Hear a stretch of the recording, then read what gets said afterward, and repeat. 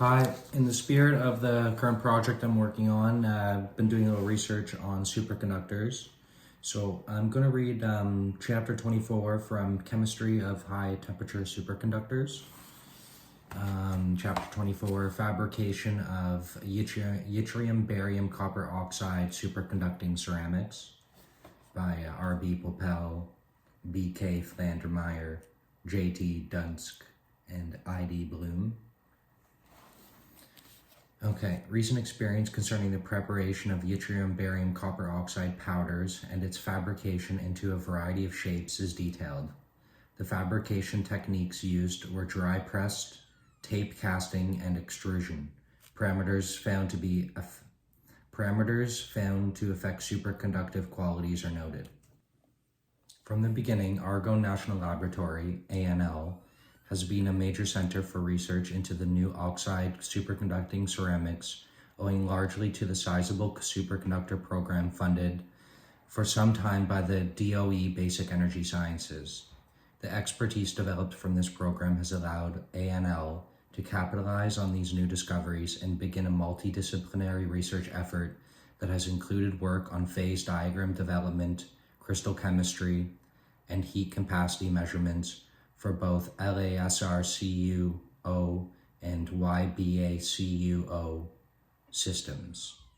In addition to this basic material research capability, ANL also possesses the ceramic fabrication expertise necessary to fabricate these compounds.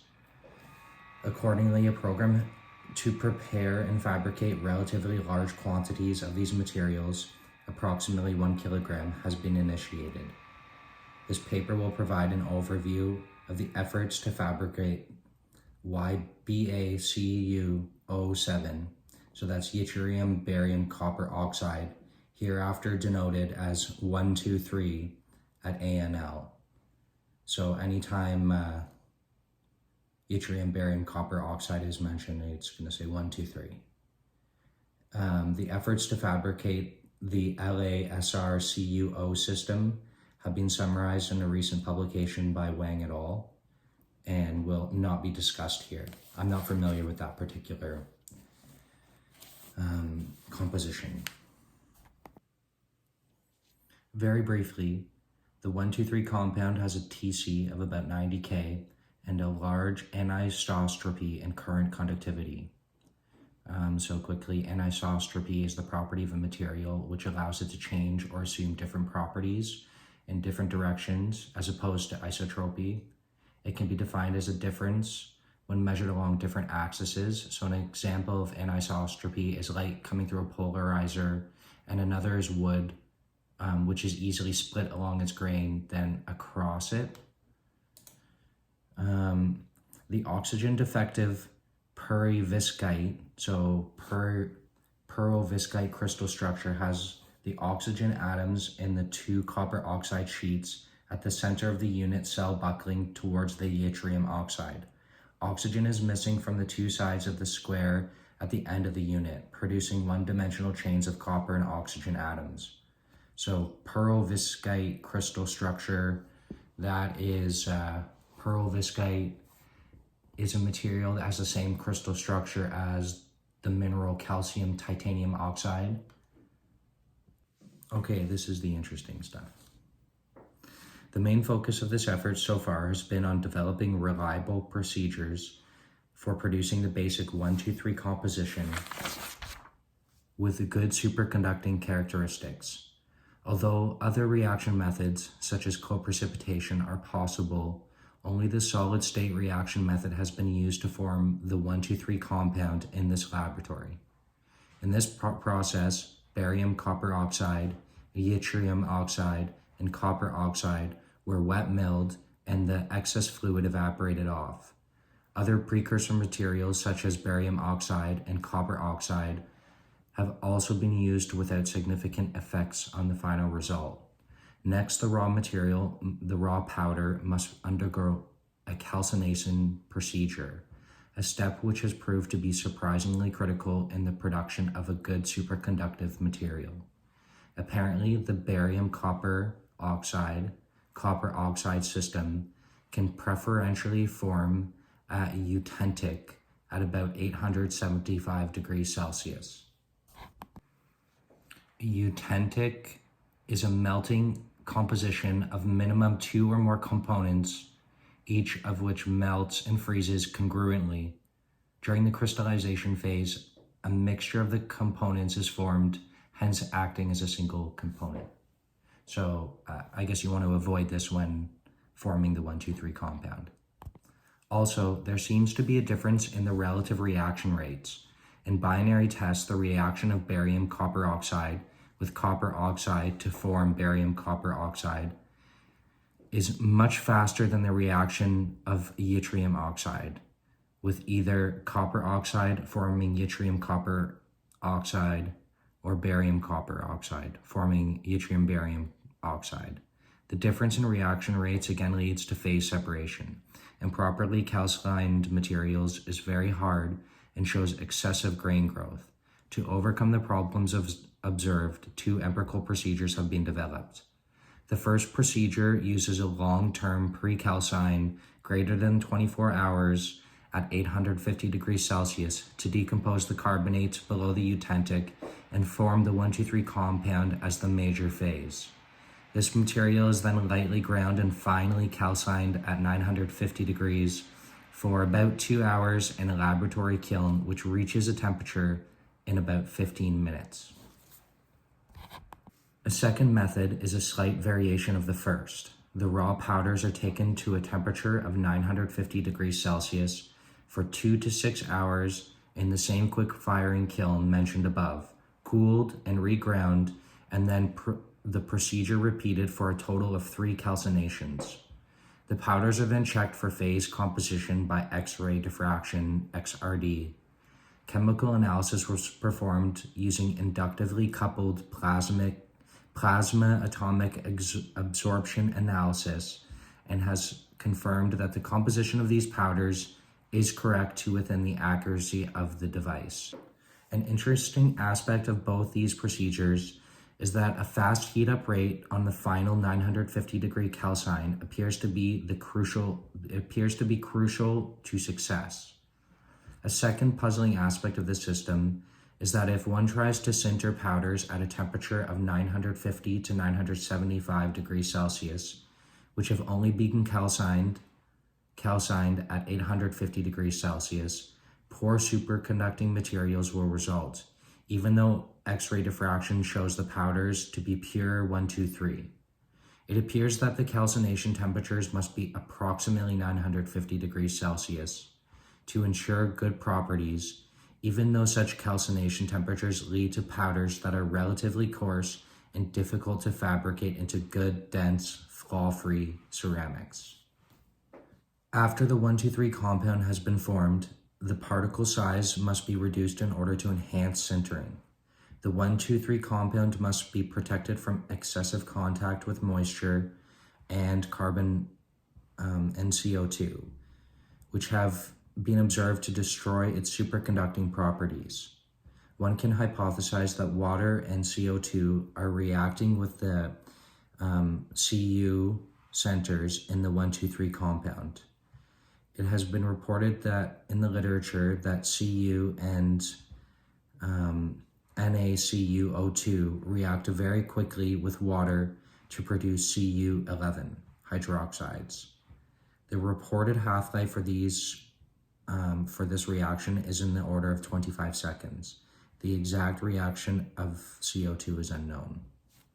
Experience has shown that considerable casual contact with the atmosphere can occur before the powder is degraded noticeably, and that reasonable precautions are sufficient to allow the material to be handled without need for continuous dry, inert atmospheres.